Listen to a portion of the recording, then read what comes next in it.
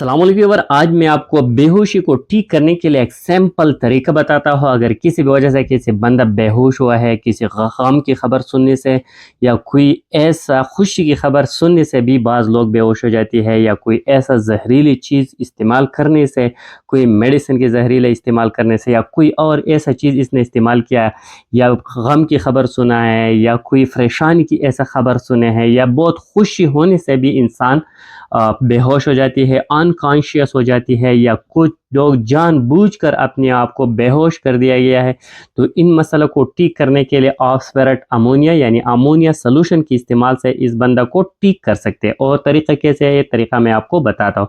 आप ऐसा करना है कि थोड़े मकदार में अमोनिया सोल्यूशन कोई कॉटन कप पर या कोई रोई पर डालकर इसकी नाक के नीचे 2 सेकंड के लिए रखा जाए ताकि वो इनहेल करे।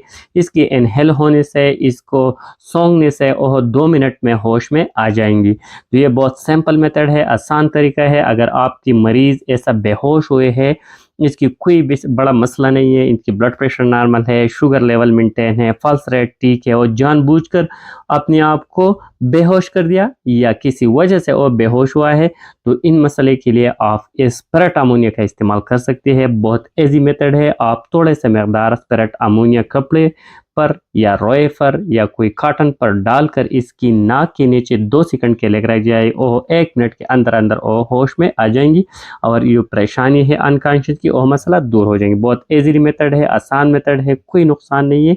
इस तरीके से आपकी मरीज़ की जो बेहोशी है वो दूर हो जाएंगी।